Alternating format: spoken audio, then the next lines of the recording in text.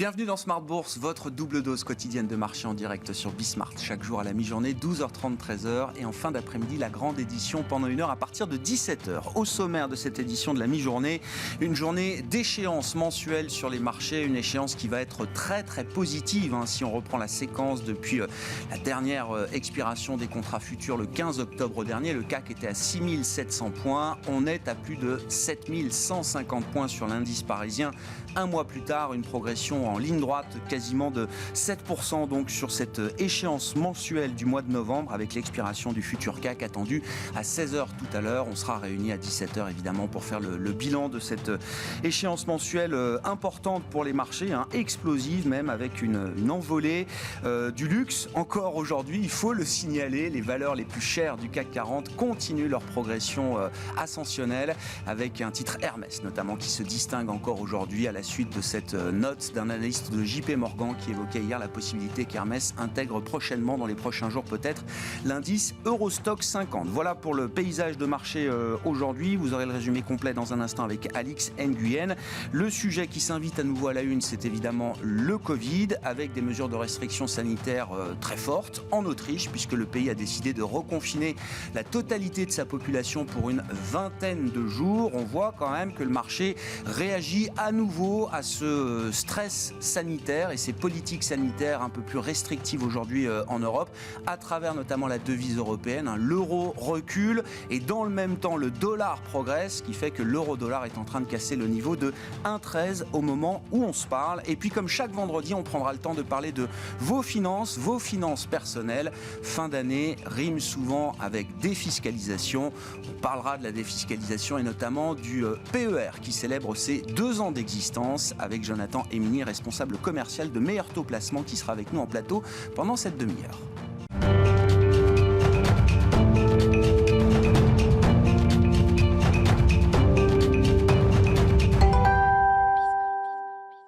Un peu de volatilité sur les marchés actions en Europe à mi-séance avec cette journée d'échéance, d'expiration des contrats futurs sur indice. Les infos clés à mi-séance, c'est avec Alix Nguyen. S'il reprenait du poil de la bête en début de séance, le CAC repasse dans le rouge sous l'effet de l'annonce par l'Autriche d'un confinement au niveau national à compter de lundi. La vaccination contre le Covid-19 y sera obligatoire à compter de février. En Allemagne, le ministre de la Santé n'a pas exclu la mise en place d'un confinement.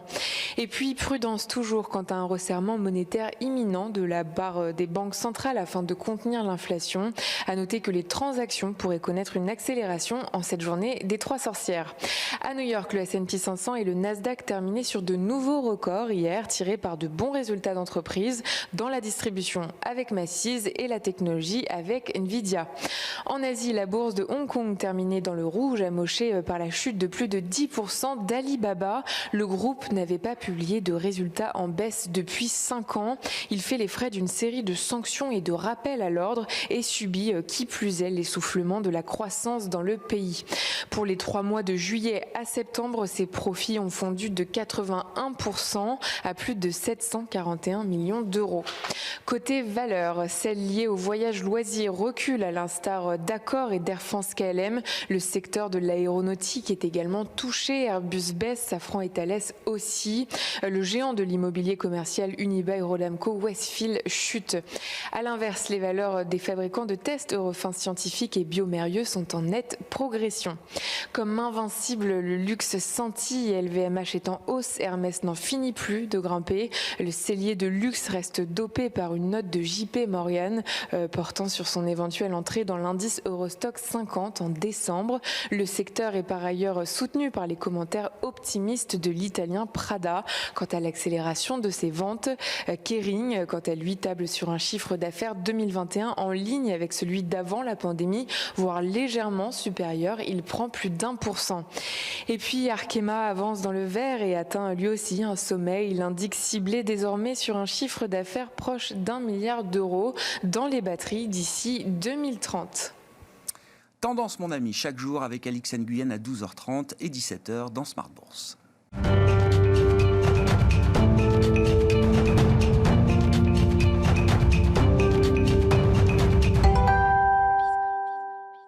Et c'est Gilles Mouek qui est avec nous à distance depuis Londres pour revenir sur quelques-uns des enjeux macro et sanitaires du moment. Chef économiste du groupe AXA. Bonjour et bienvenue Gilles. Effectivement, ça n'est pas de gaieté de cœur qu'on remet le Covid à la une dans une émission marché parce que depuis plusieurs mois, le marché s'était quand même entendu sur l'idée, Gilles, que si la pandémie évidemment restait bien présente dans nos vies au quotidien, les impacts, alors en termes de politique sanitaire et donc en termes macroéconomiques, étaient désormais beaucoup plus faible. L'Autriche envoie quand même un signal un peu gênant en cette fin d'année avec un confinement total de sa population pour au moins une vingtaine de jours. C'est sûr que ce n'est pas une bonne nouvelle. On a deux économies quand même d'assez petite taille, les Pays-Bas et l'Autriche, qui optent soit pour des reconfinements partiels, soit pour un reconfinement total. Donc, et cette nouvelle que l'Allemagne n'exclut pas la possibilité d'y avoir recours. Deux choses quand même. La première, c'est que l'expérience acquise depuis le début de la pandémie, c'est qu'à chaque vague de reconfinement, l'impact macro a été plus faible que la fois précédente. Sans doute parce qu'il y a une meilleure adaptation en fait de nos systèmes de distribution et de consommation à ces situations de confinement. Ce n'est pas agréable, ça a évidemment un impact négatif sur la demande à court terme, mais à chaque fois l'impact a été plus mesuré. Donc je crois qu'il faut aussi garder ça en tête. Deuxième élément, ce qui me frappe, c'est que les pays qui aujourd'hui sont confrontés soit de manière tangible à un reconfinement, soit qui en sont menacés, l'Allemagne en particulier, ce sont des pays qui ont un peu moins vaccinés que les pays du sud-ouest de l'Europe, et surtout peut-être qui n'ont pas appliqué le modèle franco-italien. Le modèle franco-italien, c'est passeport sanitaire, contrôlé de manière dure, avec un respect des normes de distanciation sociale qui, pour ma part, m'a surpris. Je vis au Royaume-Uni, à chaque fois que je vais à Paris, je suis surpris du niveau de discipline en fait, des gens. Donc voilà, est-ce que tout cela remet en cause le modèle franco-italien? Pour l'instant, non. Et on pourrait avoir en fait des reconfinements qui soient beaucoup moins généralisés que ceux qu'on a eu par le passé, avec des pays qui peut-être vont réussir à y échapper complètement. Donc ça n'est pas une bonne nouvelle, ça c'est clair. C'est un rappel probablement salutaire que la crise n'est pas entièrement gérée, mais on n'est probablement plus du tout dans la même configuration, disons, catastrophique en termes d'activité économique que celle que l'on a eue il y a un an et il y a un an et demi. C'était effectivement la question qui nous amène à dire un mot de la Banque Centrale Européenne. Donc la réunion de décembre, 16 décembre, je crois de mémoire, sera une réunion importante. Bon, 20 jours au moins de confinement en Autriche, ça nous amène juste avant cette réunion du mois de décembre de la BCE. Gilles, si j'entends l'idée qu'on va peut-être avoir pour quelque temps encore une Europe sanitaire à deux vitesses, est-ce que c'est un sujet en matière de politique monétaire que la BCE aura du mal à traiter? On sait que la BCE aimerait bien signaler peut-être la fin de son programme d'urgence pandémique pour le mois de mars 2023. Est-ce que c'est une option qui sera encore possible le 16 décembre? Non, effectivement, ça crée une migraine, c'est le moins qu'on puisse dire pour la Banque Centrale Européenne. On verra où on en est. C'est-à-dire que si le reconfinement est limité à l'Autriche et de manière partielle aux Pays-Bas, je doute que cela emporte une décision importante au niveau de la BCE, qui prend ses décisions en fonction de la moyenne, de la médiane de la zone euro. Mais c'est vrai que si ça s'étend, je pense que le vrai sujet pour la BCE, ce sera le sujet de l'optionnalité. C'est-à-dire que pour l'instant, le marché et moi-même attendent une espèce de décision assez binaire de la part de la BCE. C'est-à-dire arrêt du PEP probablement au mois de mars 2022, remplacé par une recalibration à la hausse de l'APP. Il y avait une troisième solution qui était évoquée ici ou là, qui était de créer une espèce de programme optionnel au cas où, pour accompagner en fait la fin du PEP. C'est quelque chose qui est porté par d'anciens responsables de la BCE, par exemple par Peter Pratt. Et je pense que cette idée de programme optionnel vient de gagner peut-être un peu en crédibilité, dans l'idée où même si le message principal de la BCE serait toujours un arrêt du PEP au mois de mars, on conserverait la possibilité d'achat supplémentaire, d'un programme au cas où, qui permettrait de faire la soudure avant qu'on ait une vraie normalisation sanitaire. Donc voilà, c'est sans doute l'état du débat en ce moment, la remise sur la table de cette idée d'un programme optionnel. Côté américain, Gilles, alors je retiens parmi les bonnes nouvelles qu'on peut percevoir du côté de l'économie américaine, c'est la très bonne tenue de la consommation. On l'a vu en tout cas dans un chiffre de vente au détail cette semaine pour le mois d'octobre qui était plus fort que prévu au démarrage, à l'aube de la période de fête de fin d'année. On avait eu un peu d'inquiétude parce que c'est vrai que le moral des ménages américains est assez affecté par le bruit autour de l'inflation, la hausse des prix en permanence, mais côté salarié, on voit quand même là un niveau de confiance très très fort sur le marché du travail américain quand on a la chance de participer à ce marché du travail. Non, c'est vrai, pour l'instant on a une reprise américaine en téflon entre guillemets, c'est-à-dire que on pouvait par exemple craindre qu'à la fin de l'été, le retour de la pression pandémique allait se traduire par des effets d'autorationnement sur certains postes de consommation de la part des ménages, par exemple peut-être une hésitation à aller au restaurant, etc. Ça ne s'est pas vraiment vu dans les chiffres, en tout cas de consommation agrégée. Et pour l'instant, on a une consommation qui résiste très bien à la dérive des prix. Je pense que derrière tout ça, il faut garder en mémoire deux éléments. Un, le revenu des ménages américains est très élevé. Et ça, c'est la conséquence du stimulus budgétaire massif que les administrations américaines successives ont consenti depuis 2 ans. Donc on a un niveau de revenu aux États-Unis qui est plus élevé qu'avant la pandémie. Puis deuxième élément, on a toujours cet excès, ce surplomb d'épargne qui a été accumulé depuis 1 an et demi et qui sert de certaine manière de tampon amortisseur lorsque le revenu disponible corrigé de l'inflation souffre un petit peu. Donc voilà, on a un revenu élevé, on a des réserves de consommation très fortes sous forme d'épargne excessive. Donc ça continue à nourrir une économie américaine qui effectivement se porte plutôt bien. Attention quand même à l'année prochaine, parce que sur le front budgétaire, compte tenu des difficultés qui s'accumulent pour Biden à faire passer ces paquets budgétaires, à chaque fois ils sont réduits par rapport aux ambitions initiales. On aura quand même un soutien budgétaire beaucoup plus faible en 2022 qu'en 2020-2021. Donc ça devrait quand même avoir un impact de freinage sur la demande, mais c'est vrai que pour l'instant, sur le comportement en tout cas des ménages, les choses se tiennent très bien. Et quand on fait la somme de tout ça, Gilles, vous dites aujourd'hui chez AXA que ce qui vous paraît le plus raisonnable, c'est une première hausse de taux en décembre 2022, désormais du côté de la Fed, plutôt qu'en mars 2023, qui était le précédent calendrier que vous aviez en tête.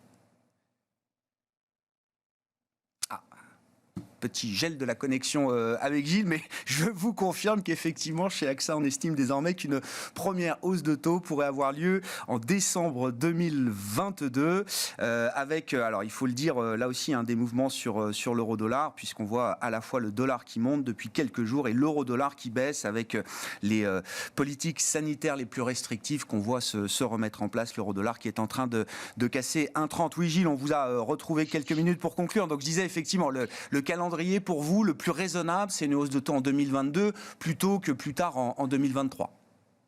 Oui, parce que les bonnes nouvelles macro sont quand même accumulées aux États-Unis. Moi, je ne vois pas de raison de fond de remettre en cause l'idée d'une inflation américaine qui commencerait à ralentir à nouveau au second semestre 2022. Donc, et ça a été le message central de la Fed depuis maintenant longtemps. Mais je sens que la pression monte de plus en plus fort au sein du FOMC. Et je pense que l'idée d'une hausse de taux un peu préventive pour essayer d'envoyer un message de freinage sur d'éventuels effets de second tour est quand même un message qui gagne en fait du poids au sein du FOMC. Donc décembre 2022 plutôt que mars 2023, on reste quand même plus dovish que ce que le marché price actuellement. Oui. On voit le dollar qui monte, Gilles, avec effectivement toutes ces considérations et ces débats autour de l'inflation, du bon timing pour la politique monétaire. C'est vrai que le Forex était resté quand même très très calme et depuis quelques jours, on a cette accélération à la hausse du dollar avec, alors en plus en face, la partie euro qui baisse aujourd'hui, notamment avec l'aspect sanitaire. Vous étiez positif, très positif dollar il y a 6 mois, je me souviens, Gilles. Est-ce qu'il faut l'être encore à ces niveaux-là? Et est-ce que l'idée d'un dollar un peu plus fort, est-ce que ça peut poser des problèmes à un moment au reste du monde? Je pense que oui, j'étais très boule dollar, donc pour l'instant, voilà, je suis un prévisionniste heureux, mais j'ai toujours cette référence en tête de ce qu'est le niveau d'équilibre de l'euro-dollar. Et on est quand même très très loin maintenant du niveau d'équilibre. À un moment ou à un autre, je pense que ça fera office de force de rappel. Donc j'ai du mal à aller beaucoup plus loin que la dépréciation actuelle de l'euro. Et puis un autre élément aussi à prendre en compte, c'est le fait que le marché a énormément modifié ses attentes du côté de la BCE. Je pense que les attentes étaient beaucoup trop progressives en termes de fin du QE et en termes de première hausse de taux pour la BCE il y a quelques semaines. Aujourd'hui, on est revenu à quelque chose de plus raisonnable, de beaucoup plus raisonnable, mais je ne pense pas que ça puisse aller tellement plus loin. On est peut-être au pic de la différenciation perçue entre la vitesse de normalisation de la Fed et la vitesse de normalisation de la BCE. Donc il n'y a peut-être plus tellement de grains à moudre de ce côté-là. Plus largement, cette puissance du dollar, eh bien, il faut toujours la mettre en regard des développements de marché sur les pays émergents.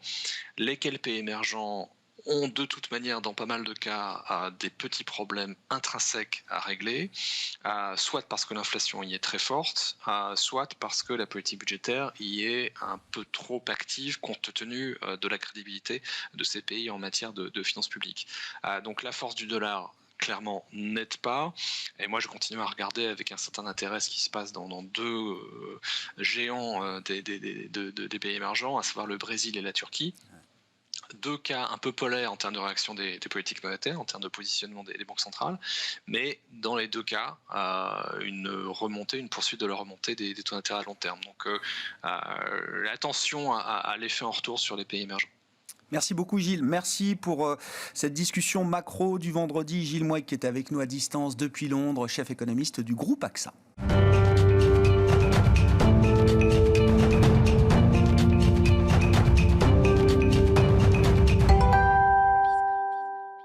Et quand on parle de patrimoine et de finances personnelles, fin d'année rime souvent avec défiscalisation. Jonathan Emini est à mes côtés en plateau pour évoquer ce sujet, responsable commercial chez Meilleur Taux Placement. Bonjour Jonathan. Bonjour Grégoire. Merci d'être là, ravi de vous retrouver. Oui, effectivement, c'est l'ambiance de fin d'année qui nous amène à parler du sujet de défiscalisation. On va parler spécifiquement du PER, mais peut-être un petit rappel des dispositifs en matière de défiscalisation qui existent et qui vous paraissent peut-être les plus pertinents aujourd'hui. Bien sûr, on a dans le monde de la défiscalisation, on a deux grands aspects.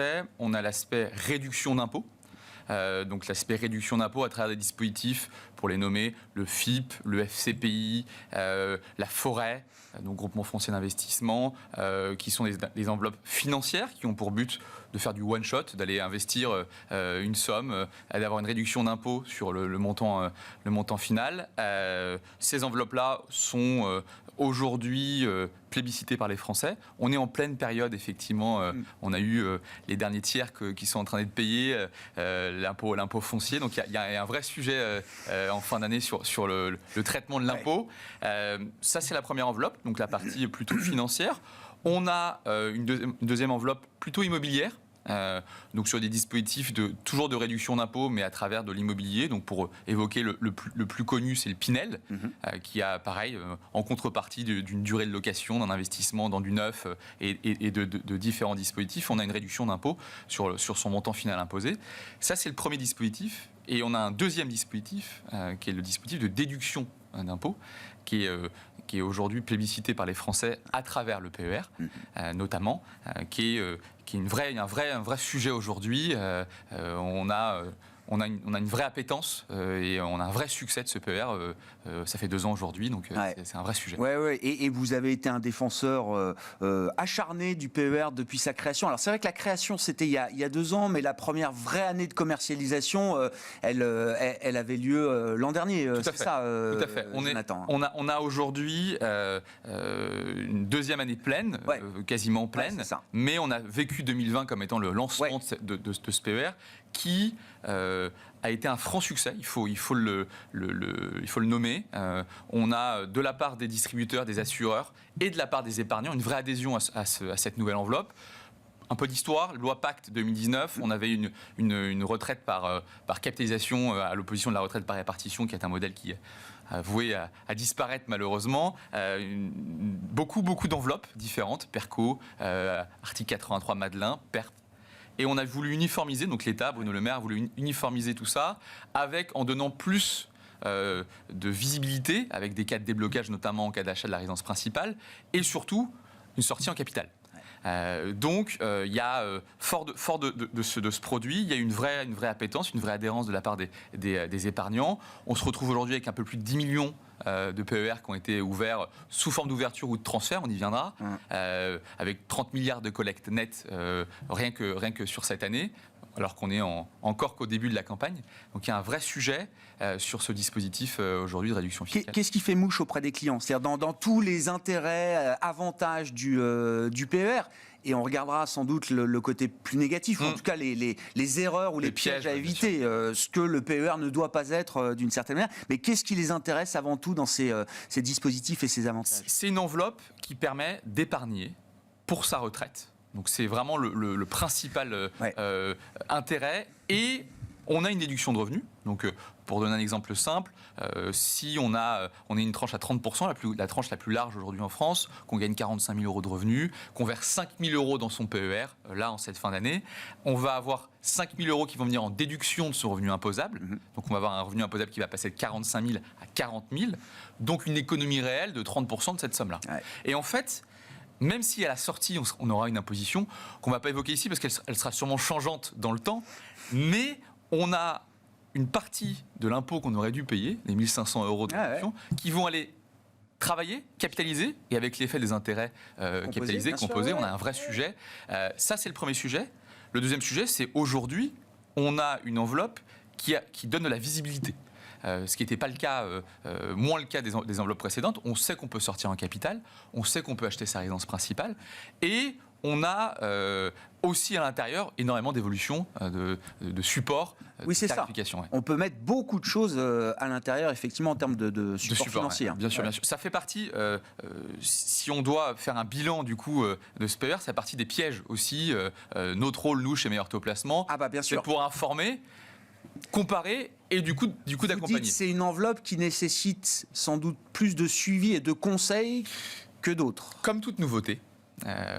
Dès qu'il y a un produit nouveau qui effectivement, on parle d'argent, il peut y avoir effectivement des dérives.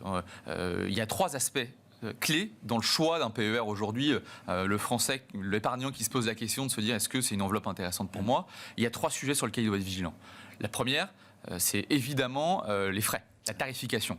Ça veut dire qu'on doit choisir une enveloppe qui est dans une tarification standard du marché. Alors ça veut dire quoi? C'est-à-dire qu'aujourd'hui, les frais d'entrée doivent être proches de 0, les frais de sortie doivent être proches de 0, les frais d'arbitrage doivent être proches de 0, les frais de gestion doivent être maîtrisés.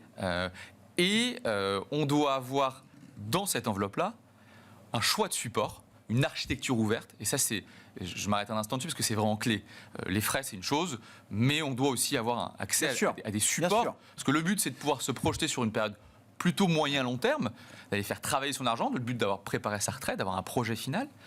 Si on n'a pas un choix, et qu'est-ce que j'appelle une architecture ouverte? C'est accès à des sociétés de gestion diverses et variées dans le cadre d'OPCVM classique, un bon fonds euro, des classes d'actifs différenciées. On parle de private equity, on parle d'immobilier, on parle d'ETF, gestion passive, d'avoir accès à tout cela parce que l'évolution des marchés, de l'allocation, oui, bien sûr, va être différente. Et plus je me rapproche de la retraite, plus je vais faire bouger mon allocation d'actifs. Exactement. Il y a 2 gestions dans le PER, une gestion libre. Et c'est là où on doit vraiment faire attention. Et aussi une gestion, ce qu'on va appeler horizon retraite, conseillée. Et là aussi, on doit être vigilant sur le choix de cette gestion-là. C'est primordial. le dernier sujet qui pour moi et pour nous chez Meilleur Taux Placement est aussi le sujet le plus important, c'est le conseil. C'est-à-dire que c'est une enveloppe, on touche à la déduction de revenus, on touche à un foyer fiscal, on touche à un horizon de placement plutôt long, on doit être accompagné, faire un point. L'épargnant doit aussi se responsabiliser un tout petit peu, de se dire je veux préparer ma retraite, j'ai un projet, je veux le réaliser, je dois être accompagné par un professionnel, au téléphone, en physique, peu importe, le modèle il est. Mais aujourd'hui, on doit se poser la question, cette fin d'année, de la pertinence et des montants aussi qu'on y verse. On a des plafonds, on a plein de sujets qui doivent être adressés à des professionnels.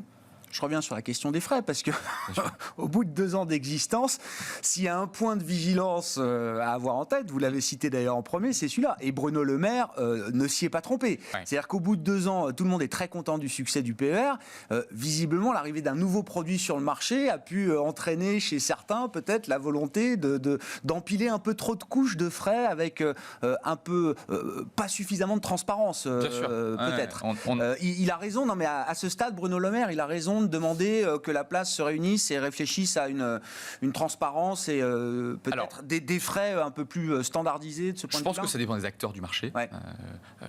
Sur le web, il y a eu une vraie transparence. Nous, sur notre modèle, on est très transparent sur les frais. On a toujours une tarification la plus basse possible. Mais il est vrai que de manière globale, l'accès aujourd'hui au PER au niveau des épargnants, il y a des abus. On parle du simple au quadruple sur des frais d'entrée. On peut avoir des frais d'entrée.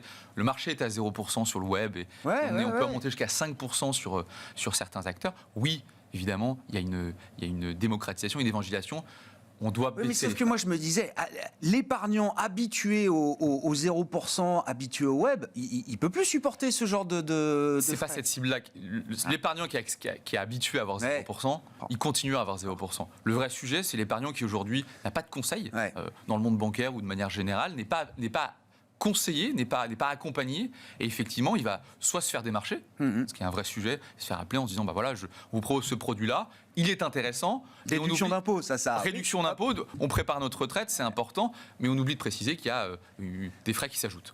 Important. La transparence est essentielle. Dernière question, derrière le succès du PER, qu'est-ce qui est la part des rebalancements de stock d'épargne? Vous avez cité effectivement, voilà, l'idée étant d'unifier des produits retraite qui existaient auparavant, article 83, PERP, etc. Quelle est la part des rebalancements justement de l'épargne accumulée sur ces supports ou sur ces dispositifs vers le PER versus les nouveaux entrants d'une certaine manière? C'est un vrai sujet. Aujourd'hui, les stocks existants d'article 83, de Perco, de Madelin sont très importants. Le rebalancement est existant, il est encore trop faible. Et on adresse aujourd'hui un message très clair. Il faut se poser la question. On a fait 4 sociétés dans sa carrière, on a 4 articles 4.3 Perco. Il faut l'uniformiser, il faut pouvoir sortir en capital, il faut, comme ce qu'on a évoqué, avoir des frais le plus bas possible, avoir une gestion adaptée. Et donc il y a un vrai message à transmettre à nos épargnants. Posez-vous la question et faites un bilan. Il y a des vrais sujets d'amélioration. Et dernier point important, parce que la campagne est en cours et que c'est un vrai sujet, on a un timing sur cette campagne de fin d'année pour pouvoir déduire ses revenus sur 2021. Il faut que les épargnants se posent la question avant le 15 décembre. Parce qu'on va avoir un vrai sujet, sinon, de traitement back-office, etc. C'est un vrai sujet.